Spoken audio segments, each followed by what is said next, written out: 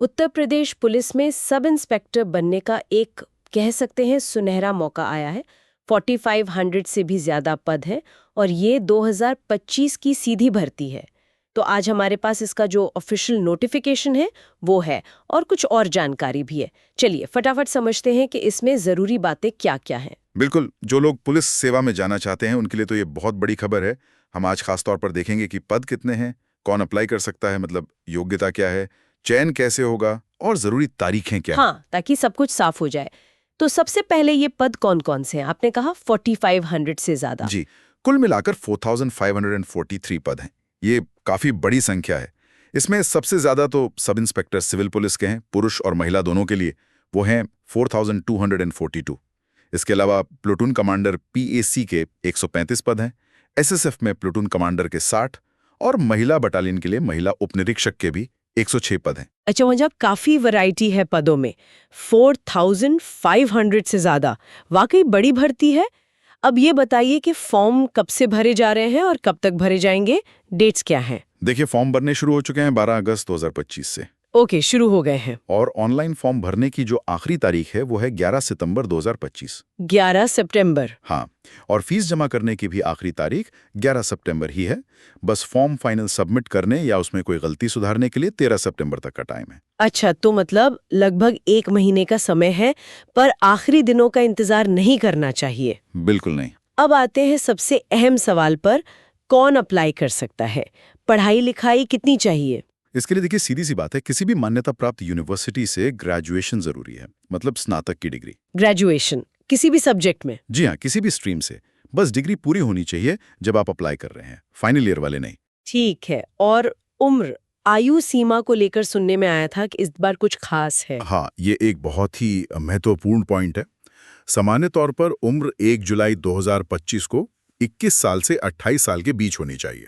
21 से 28? लेकिन इस बार एक विशेष सरकारी आदेश के तहत सभी कैटेगरी के उम्मीदवारों को, मतलब जनरल, ओबीसी, एससी, एसटी, सबको ऊपरी आयु सीमा में 3 साल की एक मुश्त छूट दी गई है। अरे वाह, 3 साल की छूट सभी के लिए? सभी के लिए। तो इसका मतलब है कि सामान्य वर्ग के लोग भी अब 31 साल तक अप्लाई कर सकते हैं। बिल्कुल सही।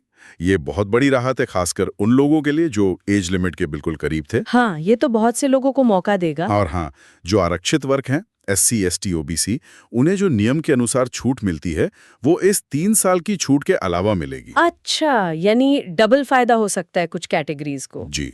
ठीक है, ये तो हुई योग्यता की बात। अब फॉर्म भरने की प्रक्रिया पर आते हैं। आपने कहा ऑनलाइन है, जी। पर क्या कुछ और ध्यान रखना है? हाँ, एक बहुत जरूरी चीज है, वन टाइम रजिस्ट्रेशन, यानी ओटीआर। ओटीआर? जी, बोर्ड की वेबसाइट पर पहले ओटीआर करना होगा, उसका एक नंबर मिलेगा, उसी के बाद आप मुख्य एप्लीकेशन फॉर्म भर पाएंगे।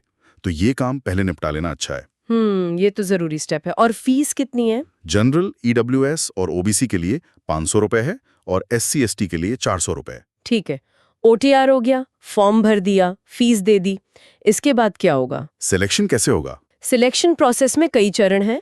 सबसे पहले तो एक ऑनलाइन लिखित परीक्षा होगी। Online exam? जी, जो इसमें पास होंगे उन्हें फिर डॉक्यूमेंट वेरिफिकेशन और फिजिकल स्टैंडर्ड टेस्ट यानी नाप तौल के लिए बुलाया जाएगा। उसके बाद फिजिकल एफिशिएंसी टेस्ट होगा, मतलब दौड़ वगैरह। अच्छा, फिजिकल टेस्ट भी 2 तरह के हैं। हाँ, एक में नापतौल पीएसटी और दूसरे में दौड़ पीईटी। और आखिर में फिर मेडिकल जांच और कैरेक्टर वेरिफिकेशन होगा। ओके, तो ये पूरी प्रक्रिया है। अब जरा लिखित परीक्षा के बारे में थोड़ा और बताइए। ऑनलाइन होगी ये तो पता चला, पैटर्न कैसा होगा? जी, ये ऑनलाइन होगी और इसमें मल्टीपल चॉइस क्वेश्चन एमसीक्यू आएंगे। कुल 400 नंबर का पेपर होगा और टाइम मिलेगा 2 घंटे, यानी 120 मिनट। 400 नंबर 2 घंटे? जी। और सब्जेक्ट्स क्या होंगे? इसमें 4 सेक्शन होंगे, हर सेक्शन 100 नंबर का। पहला सामान्य हिंदी, दूसरा मूल विधि, संविधान और सामान्य ज्ञान। अच्छा, लॉ और जीके एक साथ? जी। तीसरा सेक्शन है न्यूमेरिकल और मेंटल एबिलिटी टेस्ट, मतलब मैथ्स और रीजनिंग का कुछ हिस्सा। और चौथा सेक्शन है मेंटल एप्टीट्यूड, आईक्यू और लॉजिकल एबिलिटी, मतलब रीजनिंग का बाकी हिस्सा। 4 सेक्शन हो गए 100 नंबर के। इसमें पास होने के लिए क्या करना होगा? कोई मिनिमम मार्क्स वगैरह? हाँ, यहाँ 2 शर्तें हैं। पहली हर सेक्शन में कम से कम 35% नंबर लाने जरूरी हैं। हर एक में? 30%। जी। और दूसरी शर्त है कि कुल मिलाकर यानी 400 में से कम 50% नंबर लाने होंगे। अगर किसी एक सेक्शन में भी 35% से कम रह गए तो आप बाहर हो जाएंगे, भले ही टोटल 50% से ज्यादा हो। ओहो, ये तो ध्यान रखने वाली बात है। सेक्शनल कट ऑफ भी और ओवरऑल भी। बिल्कुल। और नेगेटिव मार्किंग, गलत जवाब पर नंबर कटेंगे? ये एक अच्छी खबर है उम्मीदवारों के लिए। नोटिफिकेशन के हिसाब से इसमें नेगेटिव मार्किंग नहीं है। ओ, कोई नेगेटिव मार्किंग नहीं? वाह, ये सुनकर तो तैयारी करने वालों का हौसला बढ़ेगा। जी हाँ। अच्छा, लिखित परीक्षा हो गई, अब फिजिकल की बात करते हैं। पहले वो नाप तौल वाला टेस्ट PST, उसमें क्या स्टैंडर्ड्स हैं? पुरुषों के लिए अगर वो जनरल OBC या SC कैटेगरी से हैं तो हाइट कम से कम 168 सेंटीमीटर होनी चाहिए।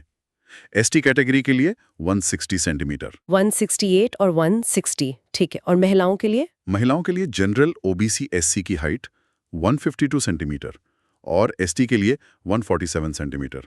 और हाँ, महिलाओं का कम से कम वजन 40 किलो होना भी जरूरी है। ओके, हाइट और वजन। इसके बाद आती है दौड़ यानी PET, उसमें क्या करना होगा? पुरुषों को 4.8 किलोमीटर की दौड़ पूरी करनी होगी, जिसके लिए 28 मिनट का समय मिलेगा। 4.8 किलोमीटर 28 मिनट में? ये तो अच्छी खासी तैयारी मांगेगा। जी हाँ। और महिलाओं को 2.4 किलोमीटर दौड़ना है 16 मिनट में। 2.4 किलोमीटर 16 मिनट में? और ये सिर्फ क्वालिफाइंग है, राइट? इसके नंबर नहीं जुड़ेंगे? जी बिल्कुल, इसे सिर्फ पास करना जरूरी है। फाइनल मेरिट लिखित परीक्षा के अंकों पर ही बनेगी। समझ गई। अब आते हैं उस बात पर जिसका सबको इंतजार रहता है, सैलरी। वेतन कितना मिलेगा? देखिए, जो पे बैंड है वो 9300 से 34,800 का है और ग्रेड पे 4200 है। सारे भत्ते वगैरह मिलाकर शुरुआत में जो इन हैंड सैलरी बनेगी वो करीब 65,000 रुपए प्रति माह के आसपास हो सकती है। 65,000 रुपए शुरू में? ये तो वाकई काफी अच्छा पैकेज है। जी, ये एक प्रतिष्ठित सरकारी नौकरी है और इसमें सैलरी के अलावा दूसरी सुविधाएं जैसे पेंशन, मेडिकल वगैरह भी शामिल हैं। बिल्कुल।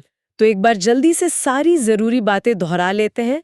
उत्तर प्रदेश पुलिस में सब इंस्पेक्टर के 4,500 से ज्यादा पद। आवेदन की आखिरी तारीख 11 सितंबर 2025 है। OTR करना जरूरी है। और सबसे बड़ी बात, इस बार सभी के लिए उम्र में 3 साल की छूट मिली है। एकदम सही। ये मुख्य बातें हैं जिनका उम्मीदवारों को ध्यान रखना चाहिए और तैयारी में जुट जाना चाहिए। जी, तो ये थी इस भर्ती से जुड़ी अहम जानकारी। जाते जाते बस एक सवाल मन में आता है।